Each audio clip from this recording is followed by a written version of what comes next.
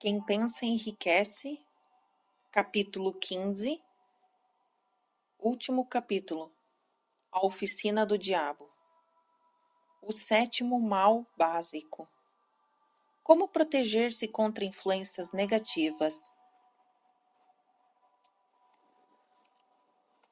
Além dos 6 medos básicos, as pessoas sofrem de mais um mal, que prepara um terreno fértil para receber as sementes do fracasso. Um mal tão sutil que sua presença frequentemente passa desapercebida. Uma fraqueza mais arraigada e fatal do que todos os outros 6 medos. Na falta de uma denominação melhor, vamos chamar de suscetibilidade e influências negativas. Aqueles que acumulam grandes riquezas sempre se protegem contra este mal. Os pobres não. Os bem-sucedidos em qualquer profissão devem preparar a mente para resistir a ele. Se sua intenção, ao tomar conhecimento desta filosofia, é conquistar riquezas, analise-se cuidadosamente para descobrir se é suscetível a influências negativas. Sem essa autoanálise, você perderá o direito ao objetivo de seus desejos. Depois de ler as perguntas, responda-as cuidadosamente, como se procurasse um perigo escondido, e trate as suas falhas como trataria um inimigo mais palpável. Você pode prevenir-se contra os roubos com a ajuda da lei, mas o sétimo mal básico é de muito mais difícil prevenção, pois ataca a qualquer momento, sem que se perceba a sua presença. Além disso, usa uma arma invisível que consiste meramente em um estado de espírito. A ameaça lançada por este mal é mais grave por serem suas forças de ataque tão variadas quanto são as experiências humanas. Às vezes, penetra na mente por meio de palavras bem intencionadas dos próprios parentes. Em outras ocasiões, vem de dentro do próprio indivíduo, provocado por sua atitude mental. É sempre tão mortal quanto veneno, embora de efeito lento. Como proteger-se contra influências negativas? Para proteger-se contra influências negativas, sejam elas criadas por você ou resultados das atividades de gente pessimista com quem convive, reconheça e utilize sua força de vontade até construir em sua mente um muro de imunidade. Saiba que todo ser humano é, por natureza, indolente, apático e suscetível a qualquer sugestão que esteja em harmonia com suas fraquezas. Reconheça ser, por natureza, suscetível a 6 medos básicos e adote hábitos que os neutralizem. Reconheça que influências negativas são difíceis de identificar e que frequentemente agem por meio do próprio subconsciente. Portanto, mantenha a mente fechada a todos aqueles que queiram abater ou desestimular você. Esvazie a caixa de remédios, jogue fora as pílulas e pare de falar em gripes, doenças, dores imaginárias. Busque a companhia de gente que incentive você a pensar e agir em seu próprio benefício. Não espere problemas, pois eles costumam atender aos chamados. Sem dúvida, a fraqueza mais comum do ser humano é o hábito de deixar a mente aberta a influências negativas de outras pessoas. Essa fraqueza é ainda mais perigosa porque a maioria das pessoas não reconhece em si ou quando o fazem, não procuram corrigi-la, deixando que se instale até tornar-se uma parte incontrolável do seu modo de ser. Para ajudar aqueles que querem ver como realmente são, foi elaborada uma lista de perguntas. Leia-as e responda-as em voz alta, para ouvir o som da sua própria voz. Assim, vai ser mais fácil dizer a verdade. Perguntas para autoanálise. Número 1. Você reclama com frequência de sentir-se mal? Em caso de resposta afirmativa, por quê? Número 2. Você repreende os outros por qualquer motivo? Número 3. Você comete enganos frequentes em seu trabalho? Em caso de resposta positiva, qual é a sua causa? Número 4. Você emprega palavras sarcásticas e agressivas? Número 5. Você evita deliberadamente a companhia de outras pessoas? Em caso de resposta positiva, por quê? Número 6. Você sofre com frequência de má digestão? Em caso de resposta positiva, por quê? Número 7. A vida lhe parece vazia e o futuro desanimador? Em caso de resposta positiva, por quê? Número 8. Você gosta do seu trabalho? Em caso de resposta negativa, por que não? Número 9. Você sente autopiedade? Em caso de resposta positiva, por quê? Número 10. Você sente inveja de quem é mais bem-sucedido do que você? Número 11. Qual as situações que você dedica mais tempo? Ao sucesso ou ao fracasso? Número 12. Com o passar dos anos, a sua autoconfiança aumenta ou diminui? Número 13. Você aprende com os próprios erros? Número 14. Permite que alguns parentes ou conhecidos aborreçam você? Em caso de resposta positiva, por quê? Número 15. Você às vezes é só animação ou em outros momentos cai em total desânimo? Número 16. Quem mais influencia você? Por quê? Número 17. Você tolera influências negativas ou desanimadoras que poderia evitar? Número 18. Você negligencia a aparência pessoal? Em caso de resposta positiva, por quê? Número 19. Você consegue afastar os problemas mantendo uma atividade produtiva a ponto de não ter tempo para deixar-se atingir por eles? Número 20. Você se consideraria uma pessoa fraca caso permitisse que os outros tomassem decisões em seu lugar? Número 21.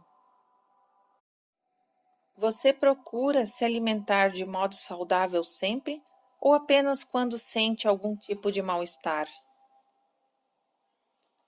Número 22. Quantos aborrecimentos evitáveis incomodam você? Por que você os tolera? Número 23. Você recorre a bebidas, tóxicos ou cigarros para acalmar os nervos? Em caso de resposta positiva, por que não exerce a força de vontade? Número 24.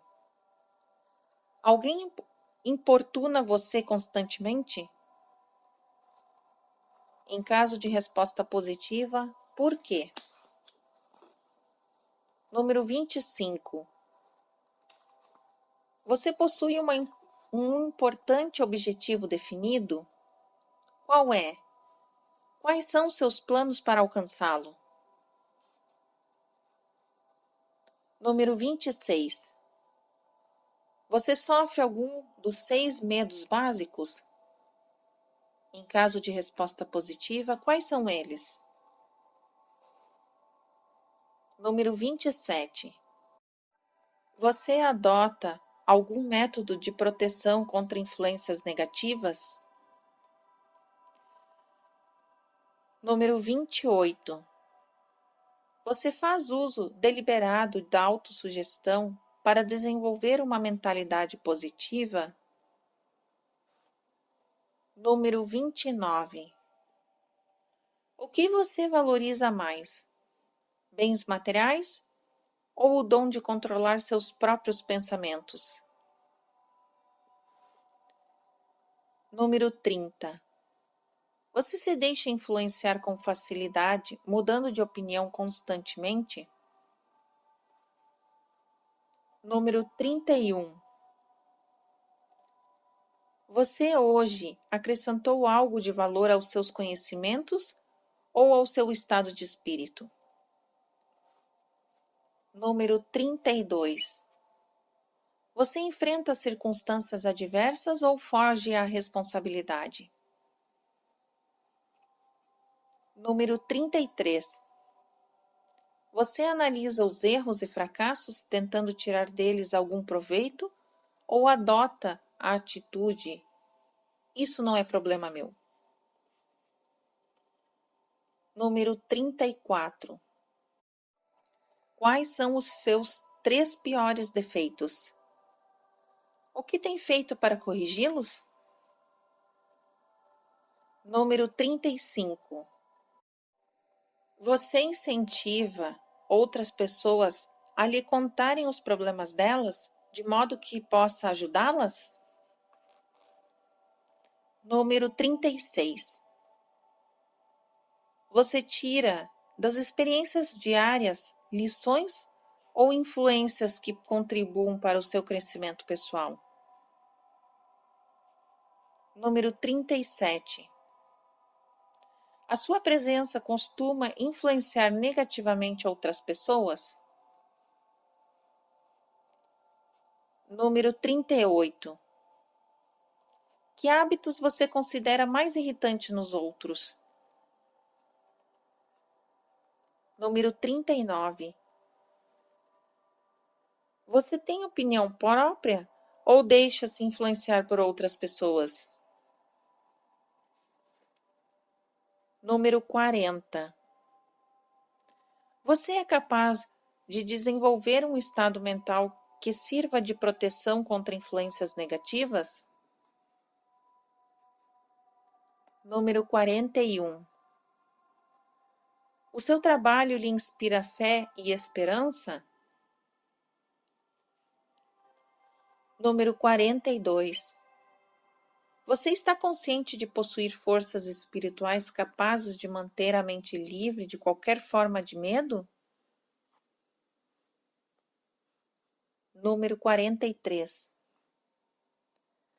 A religião ajuda você a manter uma mentalidade positiva? Número 44. Você se sente no dever de participar dos problemas alheios? Por quê? Número 45. Se você acredita no ditado "Dize-me com quem andas e eu te direi quem és", que conclusão tira a seu respeito ao observar o grupo de seus amigos? Número 46.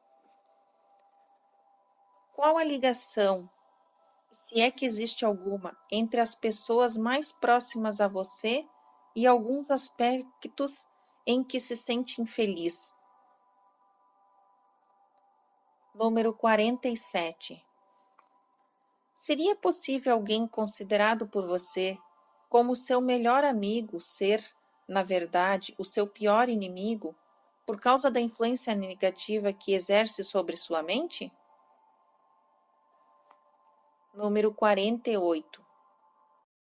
Quais são as regras empregadas por você para determinar quem lhe faz bem e quem lhe faz mal?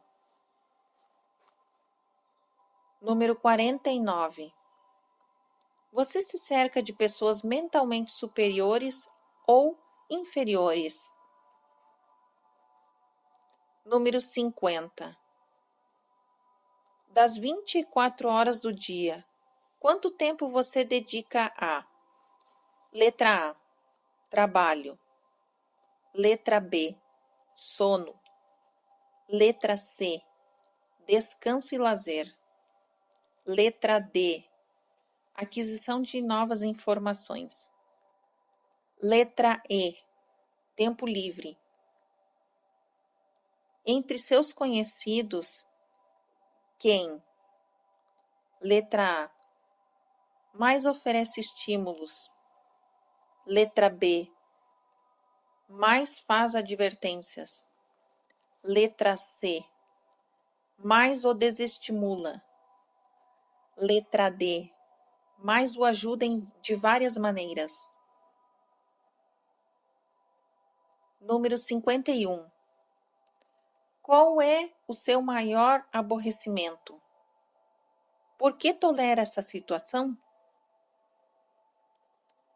Número 52.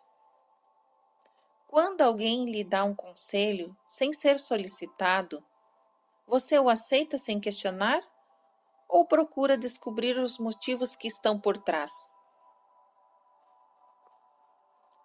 Número 53. Qual é o seu maior desejo acima de tudo? Você pretende realizá-lo? Abrir mão de todos os seus outros desejos em favor desse? Quanto tempo dedica por dia à realização desse desejo? Número 54. Você muda de ideia com frequência? Em caso de resposta positiva, por quê? Número 55. Você costuma terminar as tarefas que inicia? Número 56. Você se impressiona facilmente com grandes empreendimentos, títulos profissionais, nível de formação ou bens materiais de outras pessoas? Número 57. Você se deixa influenciar pelo que os outros pensam ou dizem a seu respeito? Número 58. Você trata as pessoas de acordo com a condição social ou financeira delas? Número 59. Quem é o ser vivo que você mais admira? Em que essa pessoa é superior a você? Número 60. De quanto tempo você precisou para estudar essas perguntas e responder a elas? É necessário pelo menos um dia. Se respondeu com sinceridade, você agora conhece mais a seu respeito do que a maioria das pessoas. Estude bem as perguntas e as respostas.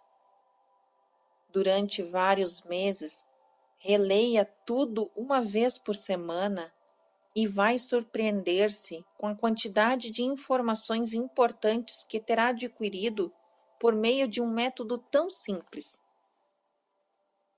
Se tiver dúvida quanto a algumas respostas, peça ajuda a alguém que conheça você bem e não tenha qualquer motivo para querer agradar. Veja-se pelos olhos dos outros. A experiência pode ser interessantíssima. Se existe alguma coisa sobre a qual você tem controle absoluto, são os seus pensamentos.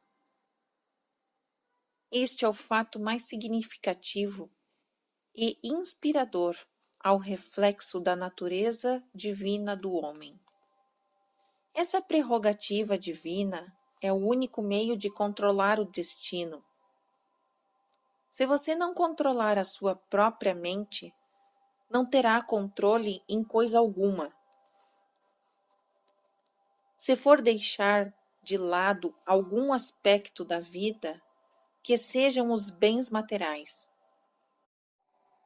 A mente é seu estado espiritual. Proteja-a e use-a com cuidado, que se dispensa em um bem muito valioso. Para isso, você tem força de vontade. Infelizmente, não existe qualquer proteção legal contra aqueles que, de propósito ou por ignorância, envenenam as mentes alheias com sugestões negativas. A essa forma de destruição deveriam ser aplicadas penas pesadas, pois as sugestões negativas impedem as chances que o indivíduo teria de adquirir bens materiais protegidos por lei. Homens de mentes negativas tentaram convencer Thomas Edison de que ele não conseguiria criar uma máquina capaz de registrar e reproduzir a voz humana. Porque ninguém jamais inventara tal máquina. Edison não acreditou.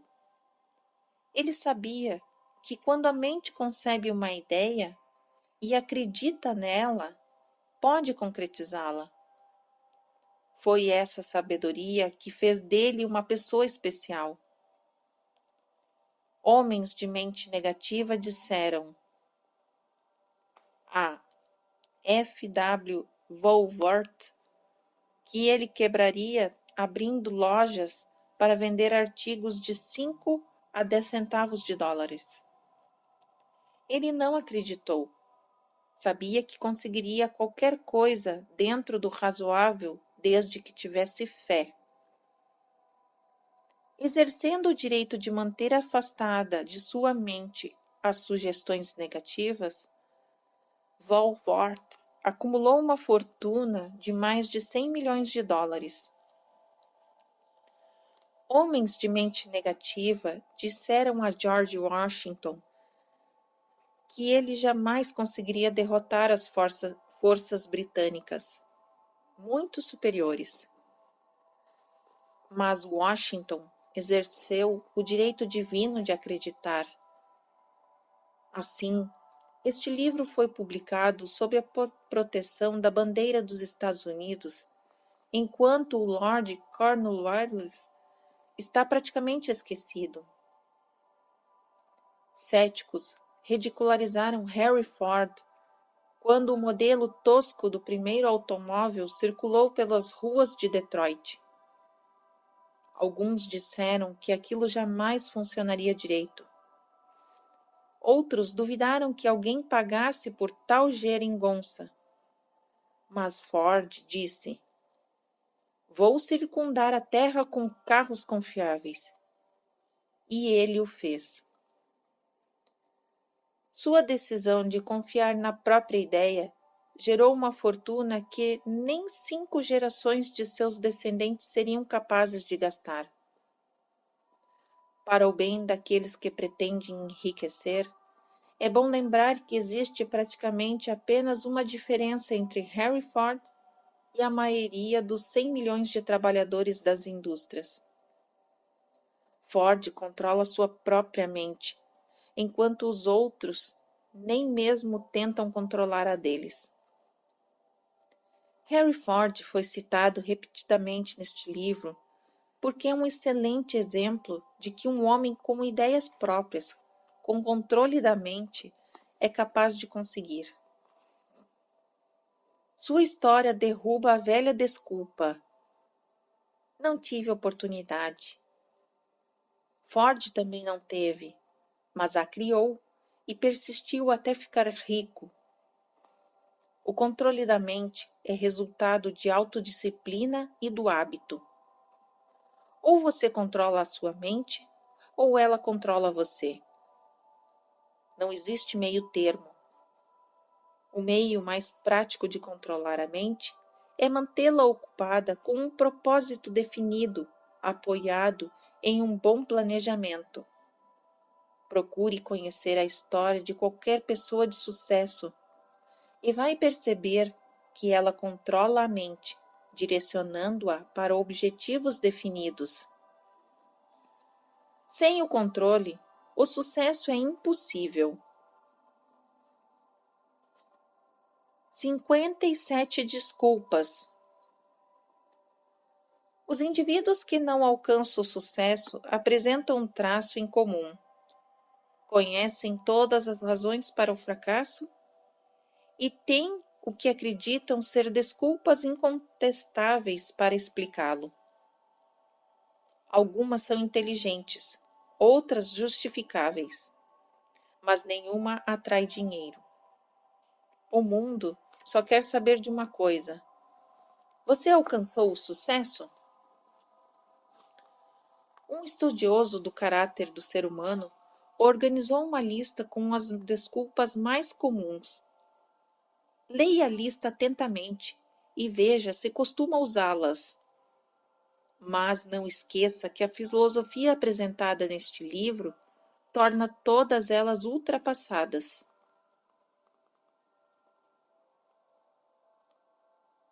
Se eu não tivesse mulher e marido e filhos. Se eu tivesse influência. Se tivesse dinheiro. Se tivesse estudo. Se arranjasse um emprego. Se tivesse saúde. Se eu tivesse tempo. Se os tempos fossem outros. Se as pessoas me entendessem. Se as condições fossem diferentes. Se eu pudesse voltar no tempo. Se não fosse o que os outros vão dizer. Se tivessem me dado uma oportunidade do passado. Se me dessem oportunidade agora. Se os outros não tomassem o meu lugar. Se nada me impedisse. Se eu fosse já mais jovem. Se eu pudesse fazer o que quero. Se eu tivesse nascido em berço de ouro. Se eu conhecesse as pessoas certas. Se eu tivesse o mesmo talento que outras pessoas. Se eu tivesse coragem de falar. Se eu tivesse aproveitado a oportunidade. Se as pessoas não me irritassem. Se eu não tivesse de cuidar da casa e das crianças. Se eu conseguisse economizar. Se o chefe gostasse de mim. Se alguém me ajudasse. Se minha família me entendesse. Se eu morasse em uma cidade grande. Se eu tivesse coragem de começar. Se eu fosse livre. Se eu tivesse a mesma personalidade de alguns. Se eu emagrecesse. Se meus talentos fossem reconhecidos. Se eu pudesse tirar férias. Se eu conseguisse pagar as minhas dívidas. Se eu não tivesse falhado. Se eu soubesse como fazer. Se não tivesse todo mundo contra mim. Se eu não tivesse tantas preocupações, se eu encontrasse a pessoa certa para casar, se as pessoas não fossem tão tolas, se minha família não fosse tão extravagante, se eu sentisse mais segurança, se a sorte não tivesse contra mim, se eu tivesse nascido sob uma boa estrela, se não fosse a verdade que eu tiver de ser, será. Se eu não tivesse que trabalhar tanto, se eu não tivesse ficado sem dinheiro, se a minha vizinhança fosse outra, se eu não tivesse um passado, se a empresa fosse minha, se as pessoas me escutassem, se este é o maior de todos, eu tivesse coragem de me ver como sou, descobriria o que há de errado comigo e corrigiria. Então, teria a oportunidade de compreender com os meus erros e com as minhas experiências alheias, pois sei que algo não está certo, ou já teria chegado onde deveria estar se dedicasse mais tempo a analisar minhas fraquezas e menos tempo a inventar desculpas para elas. Inventar desculpas é um passatempo nacional. É um hábito tão antigo quanto a raça humana, mas fatal para o sucesso, porque as pessoas se agarram a desculpas. A resposta é óbvia, elas defendem a própria criação. A desculpa é filha da imaginação. É de natureza humana defender a cria. É difícil abandonar um hábito profundamente arraigado, em especial quando serve de justificativa para as nossas atitudes. Platão tinha em mente essa verdade quando afirmou: a primeira e melhor vitória é conquistar a própria natureza. Ser conquistado por ela é a derrota mais vergonhosa e abominável. Outro filósofo tinha a mesma ideia quando disse: com grande surpresa descobri que boa parte da feiura que enxergava nos outros era apenas um reflexo da minha própria natureza. Elbert Hubbard escreveu: nunca consegui entender por que as pessoas passam tanto tempo criando desculpas para enganar-se e esconder as próprias fraquezas. Se usassem esse tempo para corrigir-se, não haveria necessidade de inventar desculpas. Para terminar, gostaria de lembrar que a vida é um tabuleiro de xadrez e o seu adversário é o tempo. Um jogador não tolera indecisão. Antes, talvez, você tivesse a desculpa lógica para o fato de não forçar a vida a dar-lhe o que você pede. Agora, porém, a desculpa perdeu a função, porque você está de posse da chave mestra que abre a porta para as abundantes riquezas da vida. A chave mestra é intangível, mas poderosa. É o dom de criar na sua mente um desejo ardente de uma forma definida de riqueza.